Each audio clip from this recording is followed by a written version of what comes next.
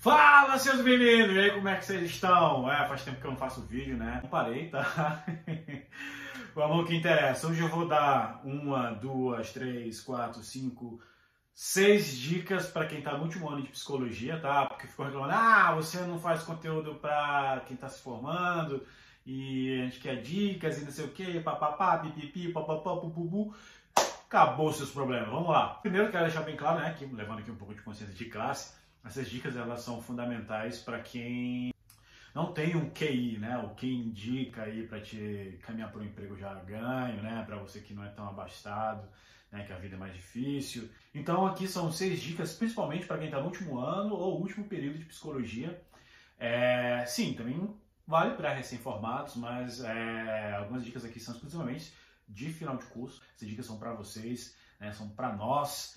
E aí, como diz aí o poeta, né, é tudo nosso, nada deles, depois de nós e nós de novo. Vamos lá.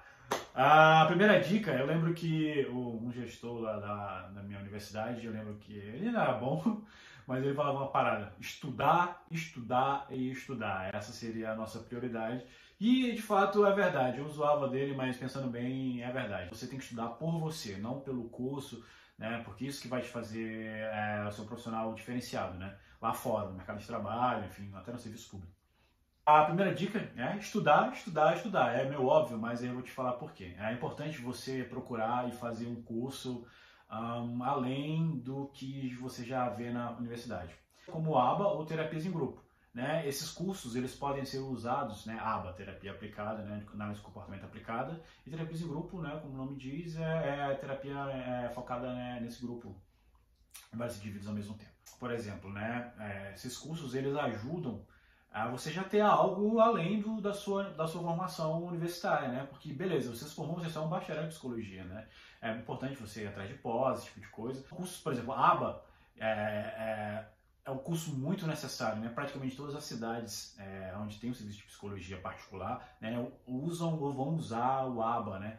Que são esses trabalhos, essa psicologia do comportamento aplicada, análise de comportamento aplicado, né? Geralmente para pessoas atípicas, né? Muito autismo, às vezes até TDAH, enfim, outras déficits de aprendizagem, de comportamento, de desenvolvimento, enfim, né? São a terapia muito mais prática, focada, dogmática, né? Você tem ali, trabalha com um plano, então assim, as clínicas procuram muito profissionais que saibam lidar com isso, né? Então aí fica uma dica, assim, vai ser bem honesto, né? Por mais ideários, né, ideológicos, idealistas que nós sejamos, né? O mercado de trabalho não é, tá? Então ele vai te procurar e ele vai querer essa terapia aqui X, né? O ABA também, né? O ABA focado aí, principalmente com crianças, né? Então pense bem, né? Terapia de grupo também. Então assim, é importante você ter esse repertório, né? Essa substância a mais, né? Isso vai influenciar bastante na hora de você procurar emprego. O segundo tópico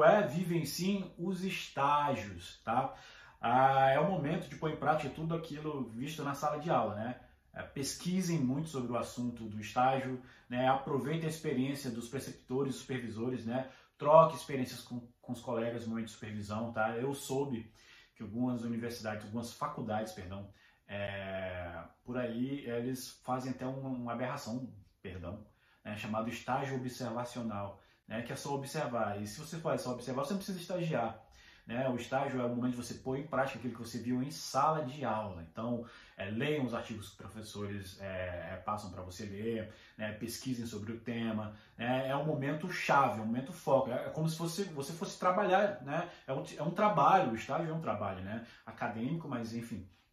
É o que te prepara, é o que te põe ali no front, né? De ver naqueles artigos, nas aulas, nos vídeos, enfim, que os professores mostram e compartilham, né? Ele vai deixar de ser uma figura abstrata, né?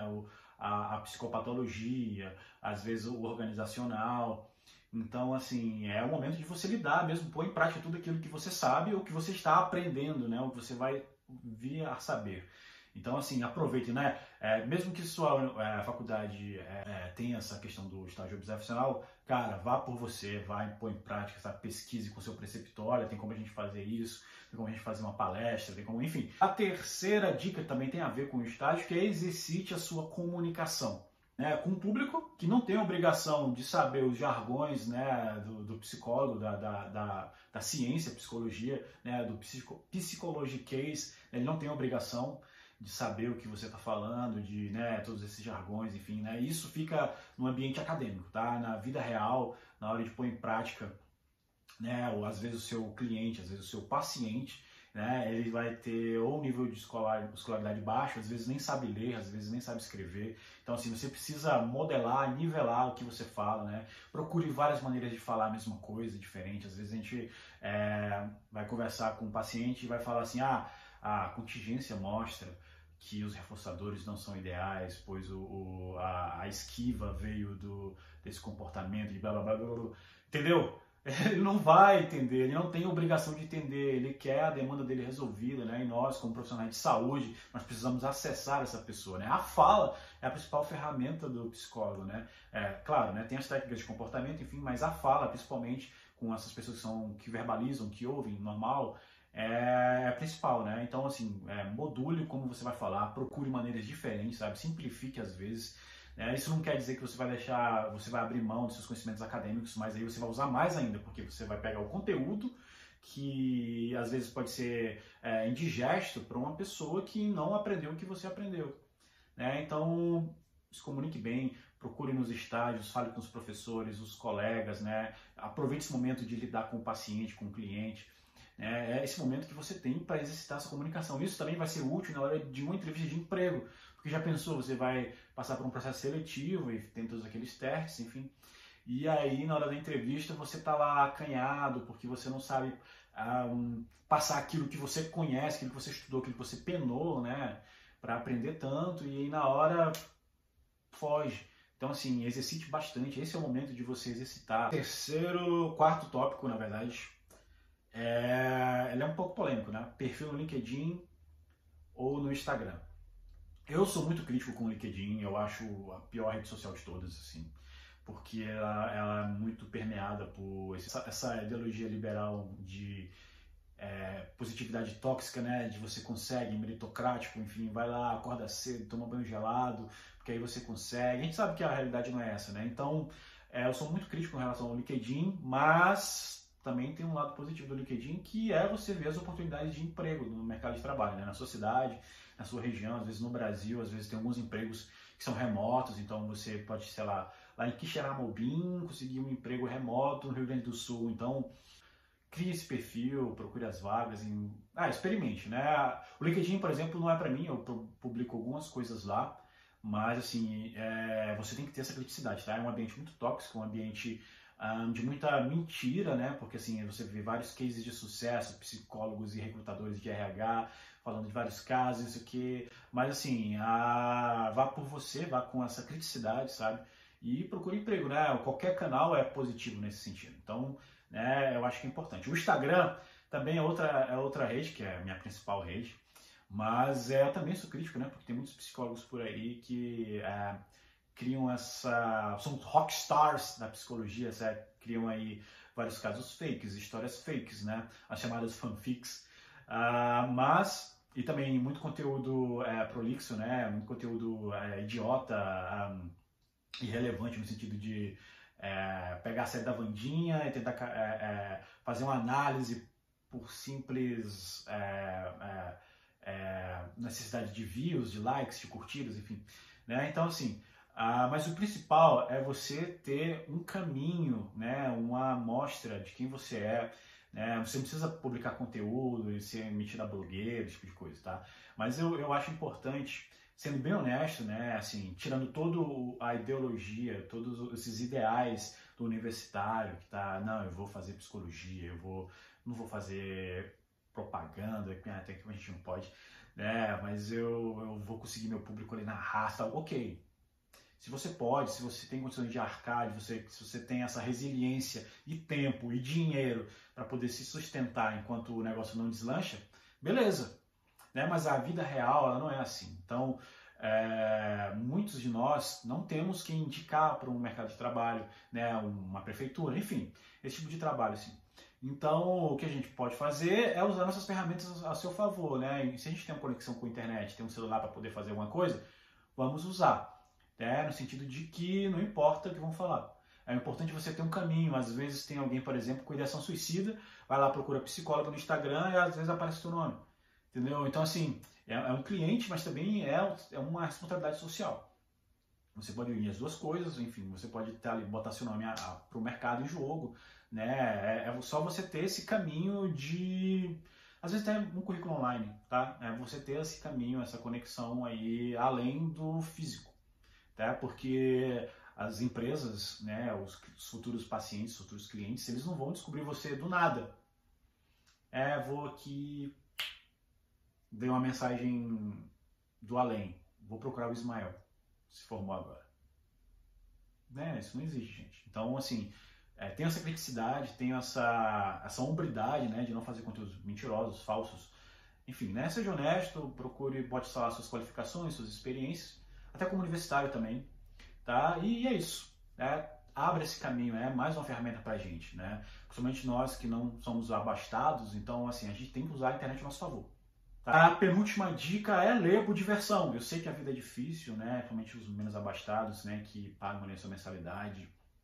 Às vezes passaram na Universidade Federal, Estadual de Psicologia, mas mal tem dinheiro para condução, mal tem dinheiro para se alimentar direito, ou às vezes é tão suado e é tão estressante, enfim, que a gente não quer ler mais nada. A gente só lê o que é obrigado à faculdade e só. Mas se você tiver condições de ler, né? Físicas, mentais, até financeiras de ler, nem que seja um PDF baixado por aí, leia, tá? Tenha mais conteúdo além do que a universidade te pede, do que a faculdade te pede. Algumas faculdades elas têm um rigor baixíssimo de conteúdo do aluno, né? Outras até demais. Mas então leia algo que você gosta, do interesse, não necessariamente sobre psicologia. Se for, que bom, né? Mas se não, sei lá, leia seu Harry Potter que você gosta.